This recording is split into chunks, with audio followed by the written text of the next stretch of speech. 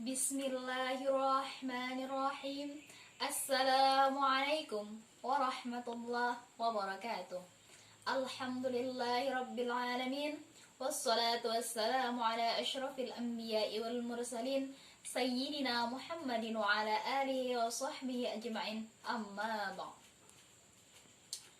Pertama-tama, marilah kita panjatkan puji syukur kehadirat ilahi Rabbi yang telah memberikan anugerah nikmat cinta yang tak terhingga, mengasihi semua makhluknya tanpa pandang kasta, sehingga kita dapat kembali melaksanakan acara muhadharah walau tanpa beradu pandang dan bertatap muka, hanya lewat dunia maya saja. Salawat serta salam senantiasa tercurahkan kepada keharibaan Nabi besar Muhammad sallallahu alaihi wasallam. Allahumma shalli ala sayyidina Muhammad beserta keluarga, sahabat, kerabat, tabi'in dan tabi'at yang rela mengikuti jejak langkah beliau minal madhi al-an ila yaumil qiyamah. Alhamdulillah, pada kesempatan ini insyaallah saya akan menyampaikan muhadharah atau pidato yang berjudul Sayangi dirimu, jagalah aibmu. Baik, ibu-ibu, Bu, sudah tahu apa itu aib, Bu? Udah tahu belum? Tahu dong ya, Bu ya.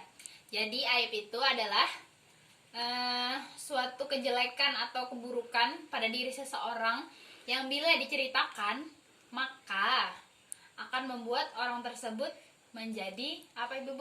Menjadi malu. Namun mirisnya dan sedihnya, sekarang membicarakan aib orang itu seolah-olah sudah menjadi kebiasaan dalam masyarakat. Bahkan suatu pembicaraan itu seolah-olah tidak rame, nggak asik gitu kalau nggak ada bicarain tentang orang lain, keburukan orang lain, kayak nggak rame aja gitu. Apalagi sekarang ya, di TV ibu-ibu contohnya, pada jam sekian-sekian di TV sekian ada tuh acara tuh tulisannya gosip, ya kan ibu-ibu? Betul apa betul? Betul ibu-ibu ya, pasti betul dong, ibu-ibu nonton TV kan? Iya. Nah jadi membicarakan aib orang ini sudah lumrah di masyarakat, seolah-olah bukan suatu yang salah. Padahal kita ketahui bersama bahwa membicarakan aib orang itu merupakan hal yang tidak dibenarkan sama sekali di dalam Islam. Nah, sebelum kita membahas tentang apa sih hukumnya membicarakan aib itu, nah kita akan membahas dulu kategori aib itu apa aja, apa sih yang termasuk aib itu yang tidak boleh dibicarakan. Nah, jadi Masya Allah sekali ibu ya, aib saja memiliki kategori. Jadi ada beberapa kategori. Yang pertama, aib kholqiyah. Aib kholqiyah ini adalah aib yang sudah melekat di diri seseorang gitu, bukan karena perbuatannya. Misalnya seperti aib yang sudah ada di diri, cacat. Mohon maaf ibu ya, misalnya contohnya kayak cacat fisik pada seseorang gitu. Nah, jadi kita tidak boleh ya ibu ya menceritakan aib seseorang tersebut kepada orang lain. Kemudian yang kedua itu ada aib yang muncul karena perbuatan maksiat. Nah, perbuatan maksiat sendiri itu ada yang dilakukan secara terang-terangan, ada juga yang secara sembunyi-sembunyi. Nah, yang secara sembunyi-sembunyi ini juga ada kategorinya lagi. Ada yang dilakukan secara sembunyi-sembunyi, itu hanya berhubungan dengan Allah, maksudnya dosanya itu. Contohnya seperti apa ibu? Seperti minum khamar, kemudian berzina. Nah, itu merupakan perbuatan yang hanya berhubungan dengan Allah ya. Tadi seperti minum khamar dan zina, jadi hal tersebut tidak boleh diceritakan kepada orang lain. Bila kita mengetahui ada saudara kita atau saudara seiman kita melakukan hal seperti itu, jangan kita ceritakan kepada orang lain. Misalnya, kamu tahu nggak sih, itu tuh pemabuk, tahu nggak sih ini nih, jelek banget ya ampun. Mulutnya itu ya terus aja ngomongin orang. Kalau kita menemukan ada saudara kita yang seperti itu, kita jangan menceritakannya, tapi kita sebagai seorang muslim berkewajiban untuk apa ibu? Menegurnya. Jadi kita beri nasihat dia, dan beri mungkin motivasi agar supaya dia itu tidak melakukan hal itu tersebut, dan kita mungkin memberikan apa dampaknya jika dia terus melakukan hal-hal tersebut. Terus sebagai kewajiban kita sebagai seorang muslim, bukan malah menceritakan keburukannya kepada orang-orang lain yang kemudian nanti orang lainnya itu akan menceritakan lagi ke orang-orang lain. Nah, dosanya itu mantap ibu-ibu ya, bersambung-sambung seperti mata rantai. Kemudian yang kedua ada juga yang dosanya itu merugikan bagi orang lain juga, seperti halnya misalnya apa ya, mencuri gitu ibu-ibu, misalnya mencuri atau koruptor misalnya, kan itu. Nah, yang seperti itu perlu kita ceritakan, kita bahas, kita laporkan kepada polisi atau pihak yang berwajib agar tidak memberikan mudarat kepada yang lainnya lagi begitu. Tapi bukan kita menjelek-jelekan dia di hadapan orang lain. Kita sekedar melaporkannya pihak yang berwajib agar ditindaklanjuti, bukan malah dijelek-jelekan di hadapan orang-orang, dia itu begini.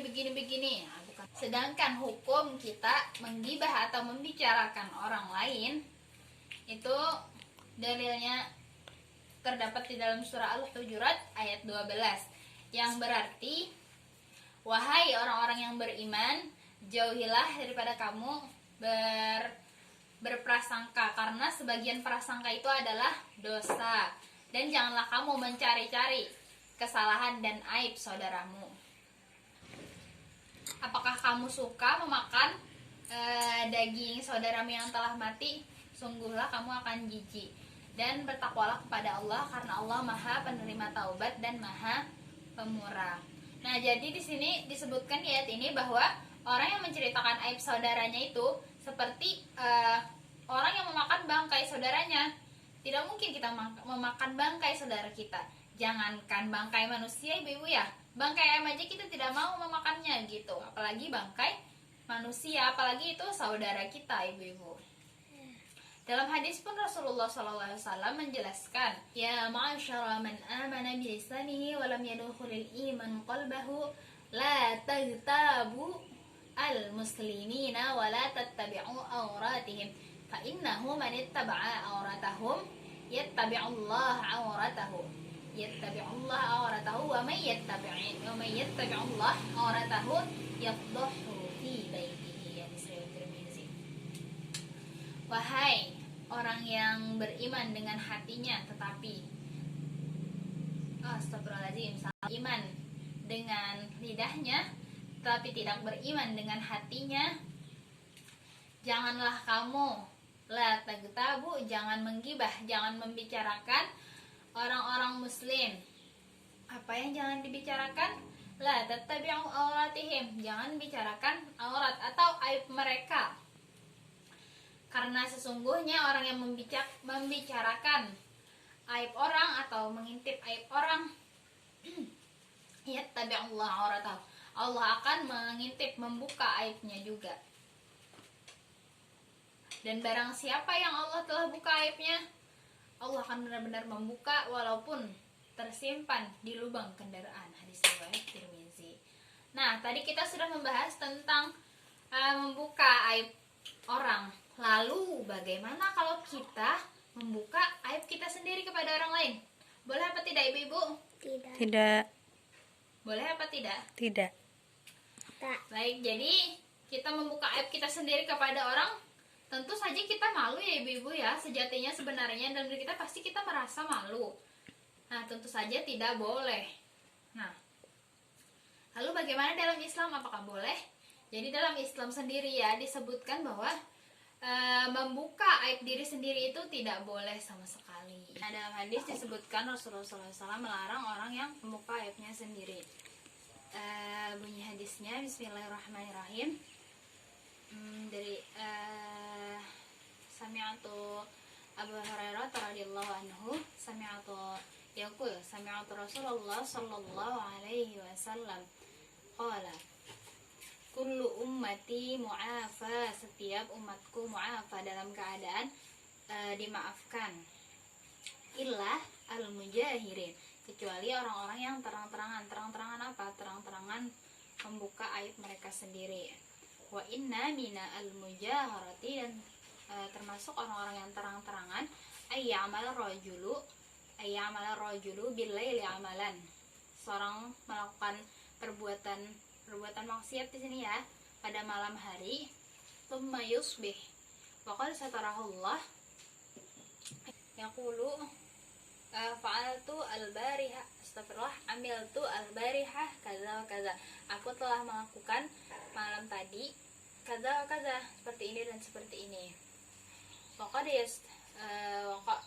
bata yasturuhullah, padahal Allah telah menutup aibnya tadi, tapi dia malah bercerita. Lah dia membuka aibnya sendiri dengan menceritakan kepada orang lain tadi. Bahkan diceritakan dalam sebuah cerita. Nah, ini ceritanya sudah masyhur sekali ya.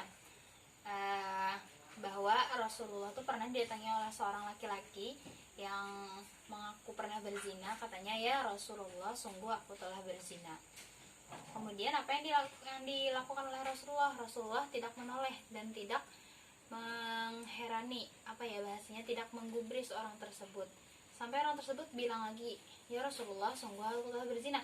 Sampai 4 kali berkata seperti itu, Rasulullah tetap tidak menggubris orang tersebut. Nah, ini berarti apa? Ini berarti Rasulullah menyuruh kita, kalau telah kita melakukan dosa, tidak perlu diceritakan kepada orang lain, tapi pulanglah kita ke rumah, berwudulah, sholat, kemudian bertobat kepada Allah. Bertobat kepada Allah dengan benar-benar berniat untuk tidak melakukannya lagi.